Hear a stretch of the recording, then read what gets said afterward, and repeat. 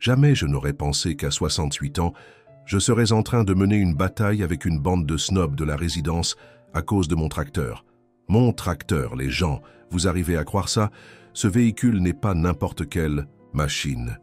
C'est le dernier héritage de mon Antoine, le dernier morceau tangible qui maintient sa mémoire vivante dans ce monde. Rouge, imposant, bruyant et selon le petit maître de syndic de copropriété de la résidence des Chênes Verts, une aberration visuelle inacceptable dans notre environnement raffiné.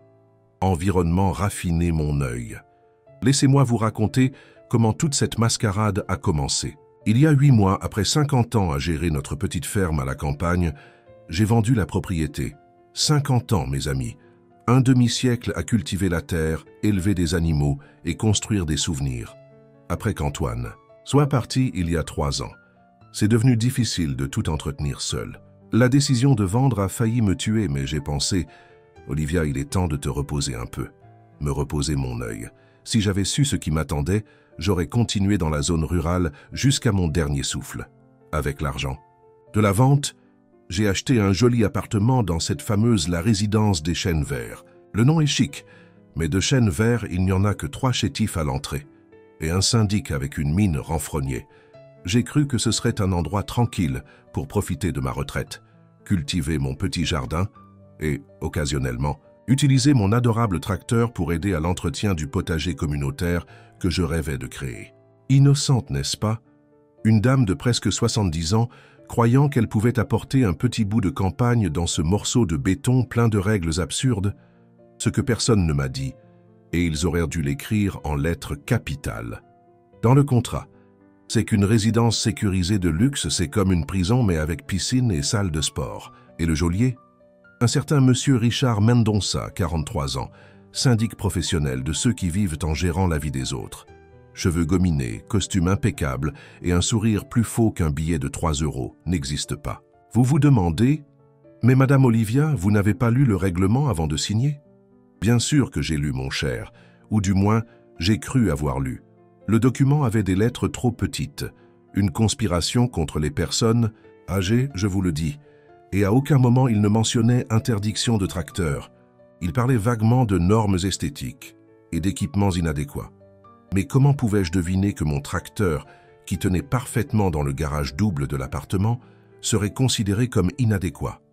Dès la première semaine, les gens, alors que j'étais encore en train de défaire les cartons du déménagement, j'ai reçu une notification écrite. Un papier chic à en-tête, remis par un gardien en uniforme.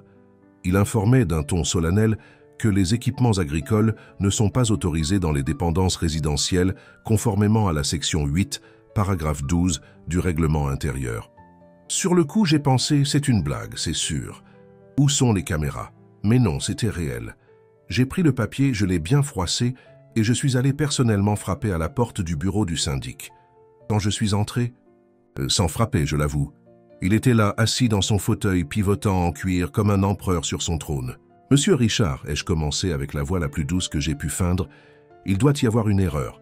Mon tracteur est petit, il reste dans le garage, il ne dérange personne. C'était un cadeau de mon défunt mari. » Il n'a même pas levé les yeux des papiers qu'il faisait semblant de lire. « Madame Olivia, les règles sont les règles. Nous ne pouvons pas faire d'exception. Que serait le monde sans règles, n'est-ce pas? Que serait le monde sans règles? Je vais vous dire ce que ce serait. Ce serait un endroit où une veuve pourrait avoir un fichu tracteur dans son garage sans être persécutée. Mais je me suis retenu. J'ai respiré profondément, j'ai compté jusqu'à 10, seulement jusqu'à 5 en fait. Ma patience ne va pas plus loin. Vous avez une idée de ce que ce tracteur représente pour moi? C'était le dernier cadeau que j'ai reçu d'Antoine avant qu'il ne parte. 50 ans de mariage, monsieur Richard. 50. Finalement, il m'a regardé avec cette expression de pitié répétée. Je comprends votre attachement sentimental, Madame Olivia, mais les règles existent pour maintenir le standard esthétique de l'ensemble. Peut-être pourriez-vous garder quelque chose de plus petit comme souvenir. Une photo du tracteur, qui sait? Une photo? Une photo? Comme si une photographie pouvait remplacer le ronronnement du moteur, l'odeur du diesel, les souvenirs d'Antoine. Faisant des manœuvres à la ferme. Je suis sorti de ce bureau en bouffant, les joues brûlantes de colère et des larmes tenaces voulant tomber. Mais Olivia Martin ne pleure pas devant les petits maîtres de la résidence. J'ai pleuré après, seul, assise dans le fauteuil que j'avais apporté de la ferme, regardant le tracteur garé dans le garage. C'est à ce moment-là que j'ai décidé. Je ne plierai pas. Je n'ai jamais plié de ma vie, ce ne serait pas un petit papier à l'entête dorée qui me ferait plier les genoux maintenant. Je suis têtu, déterminé et loyal jusqu'au bout. Des caractéristiques qui m'ont maintenu forte pendant des décennies à gérer une propriété rurale. Le conflit interne qui me poursuivait était « jusqu'où dois-je renoncer à ce qui me définit pour m'intégrer dans ce nouveau monde de règles arbitraires ?» La réponse est venue comme un éclair, pas un centimètre. S'ils voulèrent la guerre, ils l'auraient. Une guerre silencieuse, stratégique, comme seule une vieille dame sait la mener. Après tout, je ne suis pas arrivé à 68 ans avec une parfaite santé et toutes mes facultés mentales intactes pour rien. Ma première action de résistance? J'ai peint le mur de ma maison. Oui, vous avez bien entendu. J'ai engagé un jeune homme qui faisait des graffitis, un jeune homme très poli, soit dit en passant, et je lui ai demandé de couvrir ce mur blanc et sans âme avec une magnifique fresque de fleurs sauvages. Couleurs vives, vibrantes. Le genre de choses qui ferait s'étouffer le syndic avec son petit déjeuner en sortant de chez lui et en tombant sur cette explosion de vie. Les voisines ont adoré, surtout Madame Eunice, du 302, et Madame Cécile, du 305, deux dames qui sont rapidement devenues mes alliées dans la bataille contre la tyrannie de la copropriété. Le conseil syndical, cependant, n'a pas partagé le même enthousiasme. 3 jours après, 3 jours, les gens, j'ai reçu une autre notification, alléguant maintenant modification non autorisée de la façade. L'amende, 1 500 €. 1 500 € pour quelques fleurs peintes. Avec cet argent, je remplissais le réservoir de mon tracteur pendant une année entière à la ferme. C'est lors d'une après-midi thé avec mes nouvelles amies que j'ai découvert que je n'étais pas la seule insatisfaite de l'administration tyrannique. Madame Eunice avait été interdite de suspendre ses vêtements sur l'étendoir portable du balcon, compromet l'esthétique visuelle du bâtiment C. Et Madame Cécile avait reçu un avertissement pour avoir nourri les oiseaux. Attire les nuisibles urbains. Nuisibles urbains. Les seuls parasites que j'ai vus par ici portaient costumes et cravates. Cet après-midi-là, entre tasses de tisane à la camomille et biscuits au beurre, nous avons officiellement formé la Ligue des Dames du Bosquet. Ça ressemble à un nom de groupe de tricot, je sais, mais c'était notre front de résistance. 3 veuves, totalisant plus de 200 ans d'expérience de vie, décidées à ne pas laisser une bande de snobs dicter comment nous devions vivre nos dernières années. Notre première réunion officielle a eu lieu dans mon appartement. Madame Eunice a apporté un cahier où nous avons noté toutes les règles absurdes que nous avons trouvées dans ce fameux règlement intérieur. Il y en avait tellement que nous avons eu besoin de 2 après-midi entières pour tout cataloguer. Madame Cécile, qui avait été secrétaire dans un cabinet d'avocats avant de prendre sa retraite, a souligné plusieurs clauses qui frôlaient l'illégalité. « Olivia, dit-elle en ajustant ses lunettes sur le bout de son nez, ils ne peuvent pas simplement confisquer votre tracteur. C'est une propriété privée. Au maximum, ils peuvent appliquer des amendes, mais confisquer, même le gouvernement ne fait pas ça sans mandat judiciaire. » Cela a allumé une lumière dans ma tête. Le syndic bluffait. Il comptait sur notre ignorance, sur l'idée que 3 vieilles dames ne connaîtraient pas leurs droits. Il était loin de se douter qu'il s'attaquait à la mauvaise personne. L'épouse d'un fermier apprend tôt à ne pas se laisser berner par personne, ni par les acheteurs de bétail, ni par les vendeurs de semences, et certainement pas par un syndic qui se prend pour le nombril du monde.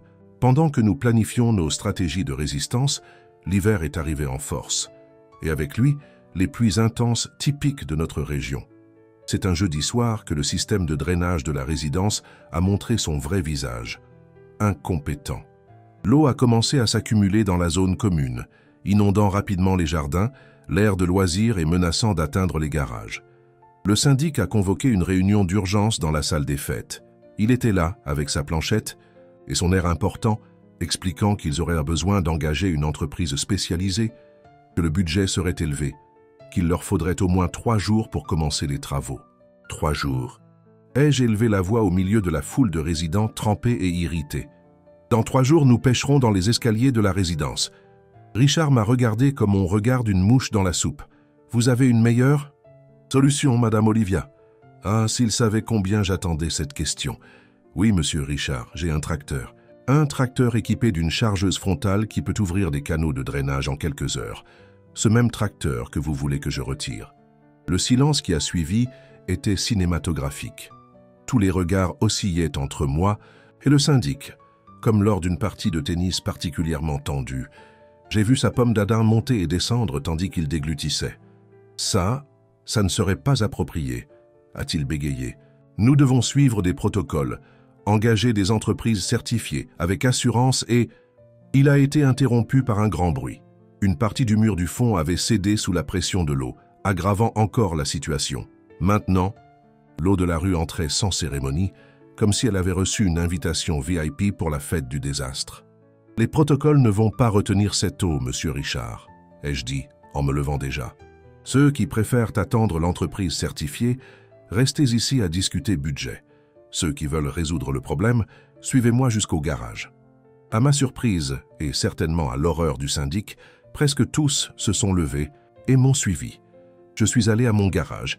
J'ai démarré mon fidèle tracteur rouge que, grâce à Dieu, je n'avais jamais retiré de là malgré les menaces, et je l'ai conduit dehors.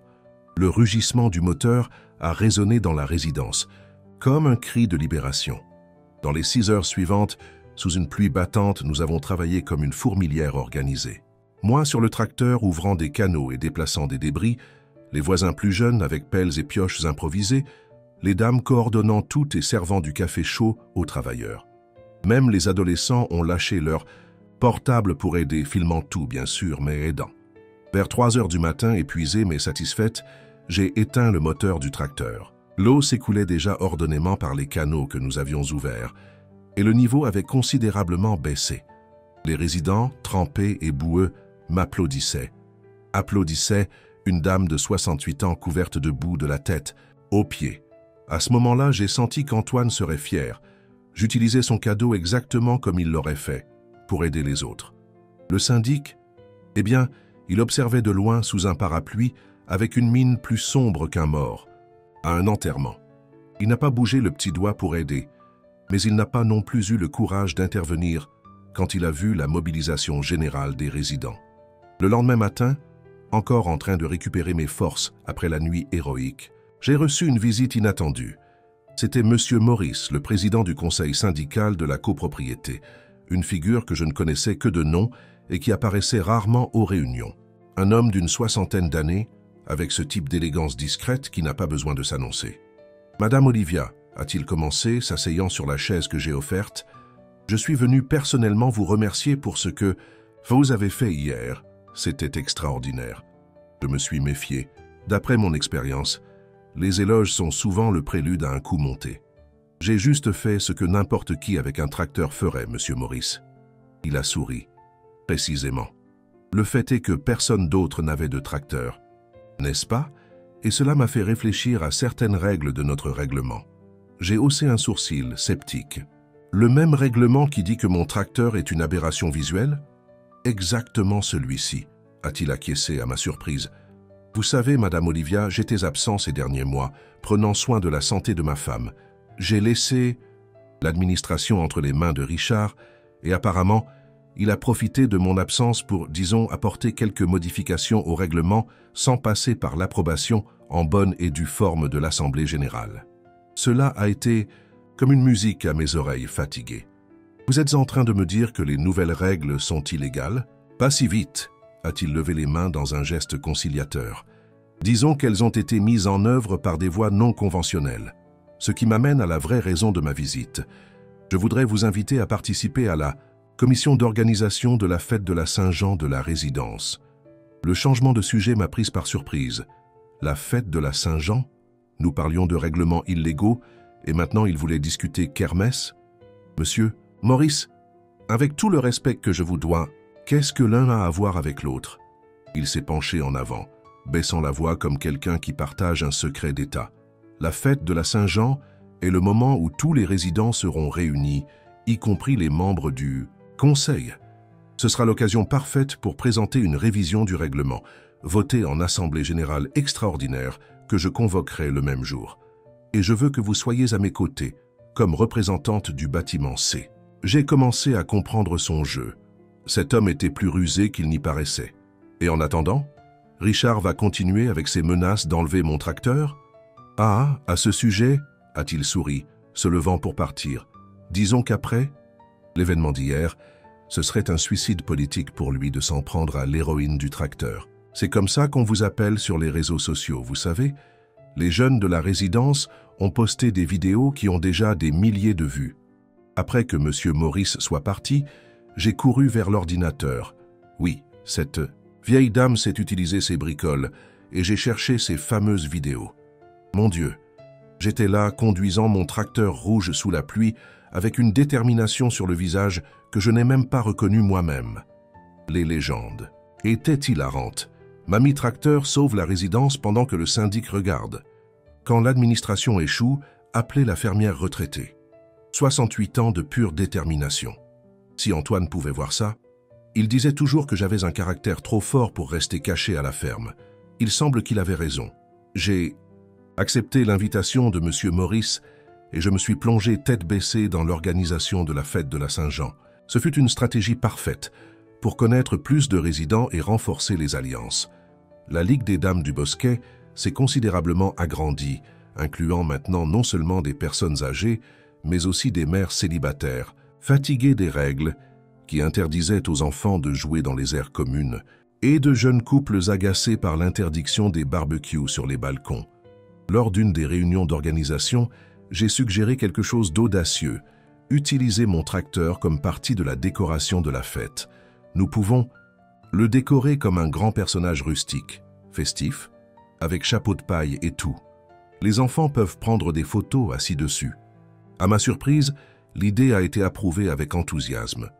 Le syndic était présent mais est resté étrangement silencieux, sentant probablement que les vents avaient tourné. Les préparatifs pour la fête avançaient bien quand j'ai reçu la visite de Madame Cécile un après-midi.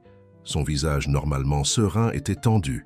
« Olivia, il faut qu'on parle », dit-elle dès qu'elle est entrée. « J'ai découvert quelque chose de perturbant sur l'administration de la résidence. » Je me suis assise, préparée au pire. « Qu'est-ce qu'il y a, Cécile ?» Elle a ouvert un dossier qu'elle apportait avec elle. « Vous vous souvenez que j'ai dit que je trouvais les charges de copropriété très élevées pour les services que nous recevons ? Eh bien, j'ai demandé à mon neveu comptable de jeter un coup d'œil au bilan des derniers mois. Regardez ça. Les S400, document qu'elle m'a montré, étaient complexes pour moi, mais les divergences étaient claires même pour des yeux non avertis. Il y avait des dépenses enregistrées pour des services qui n'ont jamais été réalisés, des sociétés écrans recevant des paiements mensuels, et le plus choquant, des frais administratifs spéciaux qui allaient directement sur un compte, pas personnel. C'est un détournement de fonds ? Ai-je demandé, ressentant un mélange de colère et de confirmation de mes soupçons. Pire, a répondu Cécile, c'est une opération systématique, et d'après ce que mon neveu a découvert, cela dure depuis au moins 2 ans. Depuis que Richard a pris ses fonctions de syndic, la découverte expliquait beaucoup de choses. L'insistance sur des règles strictes qui intimidèrent les résidents, le manque de transparence dans les réunions, la disparition commode de fonds qui auraient dû servir à l'entretien. Ce n'était pas seulement un syndic tyran, c'était un voleur en costume cravate. Qu'est-ce qu'on fait avec ça, Cécile ? Elle a ajusté ses lunettes avec ce regard déterminé que j'avais appris à admirer. On réunit plus de preuves. On les présente à l'Assemblée générale extraordinaire pendant la fête de la Saint-Jean et ensuite, commissariat de police. Dans les semaines suivantes, nous nous sommes transformés en détectives amateurs. Madame Eunice, avec sa manière douce et inoffensive, a réussi à accéder à d'autres documents juste pour y jeter un coup d'œil cher dans le bureau de l'administration. Moi, utilisant mes contacts de mon ancienne vie rurale, j'ai découvert que les soi-disant entreprises prestataires de services appartenaient à un beau-frère de Richard, et Cécile, avec l'aide de son neveu, a suivi la piste de l'argent détourné. À 3 jours de la fête de la Saint-Jean, alors que nous avions déjà un dossier respectable monté, ce que je craignais le plus est arrivé. En rentrant des courses, j'ai trouvé un autocollant fluorescent collé sur mon tracteur. Véhicule irrégulier, sera enlevé dans 48 heures. Et pour compléter le tableau, une dépanneuse stationnée stratégiquement près de ma maison.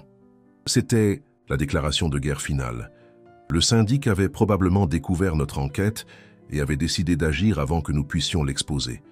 J'ai immédiatement appelé M. Maurice, mais je suis tombé sur la boîte vocale. J'ai essayé Cécile et Eunice, mais elles étaient toutes les deux au salon de beauté se préparant pour la fête. Ironiquement, la même fête où nous prévoyons de faire tomber le syndic.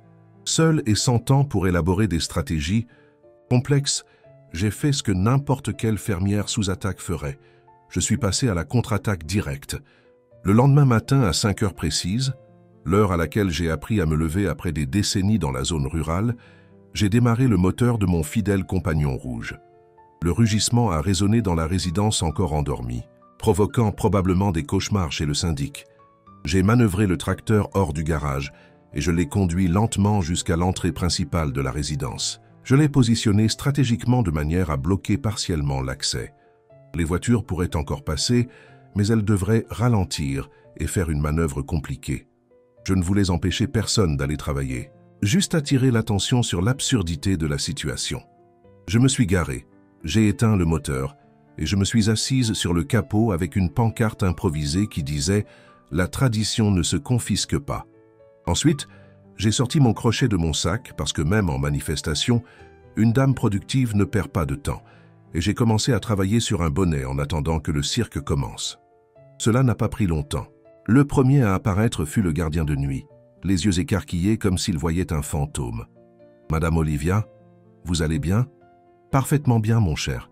Juste en train d'exercer mon droit de manifestation pacifique. Vous voulez un café ?» J'ai proposé le thermos que j'avais apporté avec moi. Le pauvre a refusé, visiblement paniqué, et a couru pour téléphoner à quelqu'un, probablement le syndic. En quelques minutes, des résidents ont commencé à sortir pour aller travailler et sont tombés sur la scène. Une dame aux cheveux gris, faisant tranquillement du crochet, assise sur un tracteur rouge qui bloquait partiellement l'entrée de la résidence sécurisée de luxe. Les réactions ont été diverses. Certains ont klaxonné avec irritation, d'autres se sont arrêtés pour demander ce qui se passait, et étonnamment beaucoup ont offert leur soutien quand j'ai expliqué brièvement la situation. Le syndic veut confisquer mon tracteur, qui a sauvé la résidence de l'inondation, et en plus nous avons découvert qu'il détourne notre argent. La nouvelle s'est répandue comme une traînée de poudre. En 1 heure, je n'étais plus seul. Madame Eunice et Madame Cécile sont apparues, encore les cheveux enroulés dans des bigoudis, sacrifiant la coiffure de la fête au nom de la révolution. Elles ont apporté des chaises pliantes, plus de café et des beignets de pluie fraîchement frits. C'est à ce moment que le syndic est finalement apparu, accompagné de 2 gardes de sécurité privés à l'air peu amène. Son visage était rouge comme une tomate mûre, le front brillant de sueur malgré le froid matinal. « C'est un scandale !» a-t-il crié, pointant le doigt vers moi comme si c'était une arme. Madame obstrue le passage, cause des désagréments, viole plusieurs articles du règlement intérieur. Du haut de mon trône improvisé, je l'ai regardé calmement. Règlement intérieur? Celui-là même que vous avez modifié illégalement sans l'approbation de l'Assemblée? Ou parlez-vous du règlement qui permet de détourner l'argent de la copropriété sur des comptes personnels? Le silence qui a suivi était si dense qu'on aurait pu le couper avec un couteau. Les gardes de sécurité ont échangé des regards inconfortables. Les résidents qui assistaient à la scène se sont rapprochés, sentant que quelque chose d'important allait se passer. « Je ne sais pas de quoi madame parle », a-t-il essayé de bluffer, mais sa voix a légèrement tremblé. « C'est de la diffamation. Je vais vous poursuivre en justice pour ça. » Madame Cécile, mon héroïne à lunettes et bigoudis, a fait un pas en avant avec son dossier de documents. « La diffamation exige le mensonge, monsieur Richard. Avec des preuves, ça s'appelle une dénonciation. Et devinez ce que nous avons ici? C'est à ce moment que j'ai remarqué quelque chose d'inattendu. Des caméras. Pas seulement celles des portables des résidents curieux, mais des caméras professionnelles. Apparemment, quelqu'un avait alerté la presse locale sur la manifestation de Mamie Tracteur. Un fourgon d'une chaîne de télévision était stationné à l'extérieur de la résidence, et des journalistes essayaient de convaincre le gardien de les laisser entrer. Le syndic l'a aussi remarqué et son visage est passé du rouge au blanc en quelques secondes. Il a essayé de faire demi-tour et de s'échapper, mais a été encerclé par des résidents furieux qui exigeaient maintenant des explications sur les accusations qu'ils venèrent d'entendre. C'était le chaos. Cris, accusations, portables filmant tout. Au milieu de la confusion, j'ai vu M. Maurice arriver en hâte, avec un homme en costume que j'ai découvert plus tard être l'avocat de la copropriété. Ils ont réussi à calmer partiellement les esprits et ont proposé une assemblée générale extraordinaire, immédiate, dans la salle des fêtes. À contre-cœur, je suis descendu de mon tracteur, non sans m'assurer que personne ne l'enlèverait en mon absence, et j'ai accompagné la foule jusqu'à la salle. Ce fut la réunion la plus tendue et la plus révélatrice de l'histoire de la résidence des Chênes Verts. Cécile et son neveu ont présenté les preuves du détournement de fonds avec graphiques et tout le reste. Eunice a révélé des documents qui montraient comment le syndic avait modifié le règlement sans suivre les procédures légales. Et moi, j'ai fait ce que je fais de mieux. J'ai parlé sans détour de la façon dont nous étions trompés et intimidés par un système qui était censé nous protéger. Le syndic a essayé de se défendre, mais chaque argument était renversé par de nouvelles preuves. Quand il a finalement réalisé qu'il était acculé, il a tenté un dernier coup de poker. Tout cela est une conspiration de cette vieille folle du tracteur. Elle ne s'est jamais adaptée aux règles civilisées de la résidence et maintenant, elle veut me détruire. Ce fut son erreur fatale. Appeler une dame respectée vieille folle devant des dizaines de témoins, y compris des journalistes qui avaient déjà réussi à entrer. Suicide social complet. L'Assemblée a voté à l'unanimité pour la révocation immédiate du syndic et l'ouverture d'un audit complet des comptes de la copropriété. M. Maurice a été nommé syndic par intérim jusqu'aux prochaines élections, prévues dans 1 mois. Et quant à mon tracteur, ce fut la cerise sur le gâteau. Une clause spéciale a été ajoutée au règlement, approuvée par acclamation. Les équipements d'utilité communautaire, y compris le tracteur de l'unité 47, sont exemptés de restrictions lorsqu'ils sont utilisés pour le bénéfice collectif. Et pour compléter, j'ai été invité à intégrer le nouveau comité d'infrastructure et d'urgence de la résidence. La fête de la Saint-Jean, ironiquement, a eu lieu le lendemain comme prévu. Mais au lieu d'être juste un autre événement social, elle s'est transformée en une célébration de la victoire des résidents contre la corruption. Mon tracteur, décoré de banderoles colorées et d'un énorme chapeau de paille, a été l'attraction principale. Les enfants faisèrent la queue pour prendre des photos assis dessus, tandis que leurs parents me saluaient comme si j'étais une célébrité. Aujourd'hui, 6 mois après cet affrontement mémorable, les choses sont très différentes à la résidence des Chênes Verts. Richard fait l'objet de poursuites pénales pour détournement de fonds et association de malfaiteurs. Nous avons découvert qu'il opérait des stratagèmes similaires dans 2 autres résidences. Les charges de copropriété ont été réduites de 30% après l'audit complet et l'élimination des contrats frauduleux. Et mon tracteur? Il est officiellement enregistré comme équipement d'urgence communautaire. 2 fois par semaine, je donne des cours de jardinage pour les enfants de la résidence en l'utilisant comme outil éducatif. Le potager communautaire que j'ai rêvé de créer occupe maintenant un espace privilégié près de l'aire de loisirs.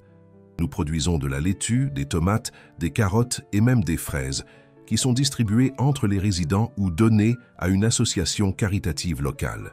Le plus surprenant, le nouveau syndic élu, M. Maurice, m'a invité à diriger le comité d'infrastructure de manière permanente. « Nous avons besoin de gens qui savent faire bouger les choses », a-t-il dit lors de son investiture, et qui aient le courage d'affronter le système si nécessaire. Parfois, quand je suis assise sur mon tracteur rouge, arrosant les plates-bandes de légumes avec le soleil de l'après-midi sur le visage, je sens qu'Antoine serait fier. Pas seulement parce que j'ai gardé son précieux cadeau, mais parce que j'ai transformé un conflit en une opportunité de construire une meilleure communauté. Ce tracteur qu'il m'a appris à conduire entre rire et beaucoup de patience est finalement devenu un symbole de résistance et d'unité. Qui aurait cru qu'à 68 ans, je deviendrais une sorte d'héroïne locale? Les enfants m'appellent « Mamie Tracteur », les adultes me saluent avec respect dans les couloirs, et le meilleur de tout, 3 autres résidences de la région m'ont invité à donner des conférences sur comment combattre la tyrannie de la copropriété. Je suis devenue conférencière pour le 3e âge, regardez donc. Et le tracteur, il est toujours là, rouge et imposant dans mon garage. Parfois, les nuits les plus silencieuses, je descends, m'assieds sur le siège du conducteur et je parle avec Antoine. Je lui raconte comment son cadeau a changé non seulement ma vie, mais celle de toute une communauté. Comment il a transformé une veuve solitaire en une leader communautaire.